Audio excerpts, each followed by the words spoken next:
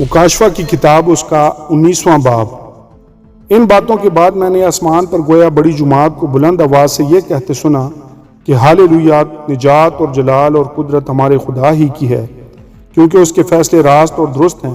اس لیے کہ اس نے اس بڑی کسبی کا انصاف کیا جس نے اپنی حرام کاری سے دنیا کو خراب کیا تھا اور اس سے اپنے بندوں کے خون کا بدلہ لیا۔ پھر دوسری بار انہوں نے ہاللویا کہا اور اس کے جلنے کا دھواں عبدالآباد اٹھتا رہے گا، اور 2400 بزرگوں اور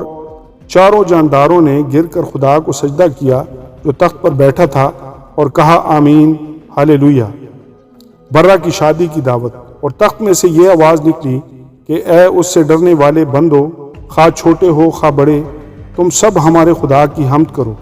پھر میں نے بڑی جماعت کی سی آواز اور زور کے پانی کی سی آواز اور سخت گرجوں کی سی آواز سنی کہ ہاللویا، اس لیے کہ خداوند ہمارا خدا قادر مطلق بادشاہی کرتا ہے۔ آؤ ہم خوشی کریں اور نہایت شادمان ہوں اور اس کی تمجید کریں، اس لیے کہ برہ کی شادی آ پہنچی اور اس کی بیوی نے اپنے آپ کو تیار کر لیا، اور اس کو چمکدار اور صاف مہین کتانی کپڑا پہننے کا اختیار دیا گیا، کیونکہ مہین کتانی کپڑے سے مقدس لوگوں کی راست بازی کے کام مراد ہیں۔ اور اس نے مجھ سے کہا، لکھ، مبارک ہیں وہ جو برہ کی شادی کی ضیافت میں بلائے گئے ہیں۔ پھر اس نے مجھ سے کہا، یہ خدا کی سچی باتیں ہیں، اور میں اسے سجدہ کرنے کے لیے اس کے پاؤں پر گرا۔ اس نے مجھ سے کہا کہ خبردار،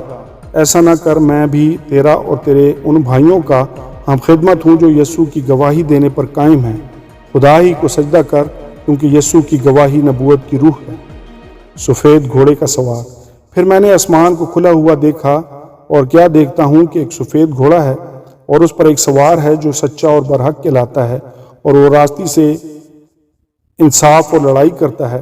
اور اس کی آنکھیں آگ کے شعلے ہیں، اور اس کے سر پر بہت سے تاج ہیں، اور اس کا ایک نام لکھا ہوا ہے جسے اس کے سوا اور کوئی نہیں جانتا، اور وہ خون کی چھڑکی ہوئی پوشاک پہنے ہوئے ہے، اور اس کا نام کلام خدا ہے۔ اور آسمان کی فوجیں سفید گھوڑوں پر سوار اور سفید صاف مہین کتانی کپڑے پہنے ہوئے اس کے پیچھے پیچھے ہیں، اور قوموں کے مارنے کے لیے اس کے منہ سے ایک تیز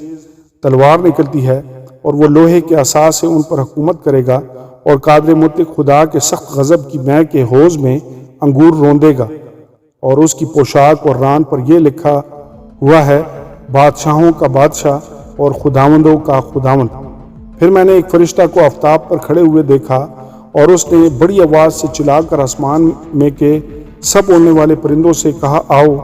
خدا کی بڑی ضیافت میں شریک ہونے کے لیے جمع ہو جاؤ، تاکہ تم بادشاہوں کا گوشت اور فوجی سرداروں کا گوشت اور زوراوروں کا گوشت اور گھوڑوں اور ان کے سواروں کا گوشت اور سب آدمیوں کا گوشت کھاؤ، خواہ آزاد ہوں خواہ غلام، خواہ چھوٹے ہوں خواہ بڑے۔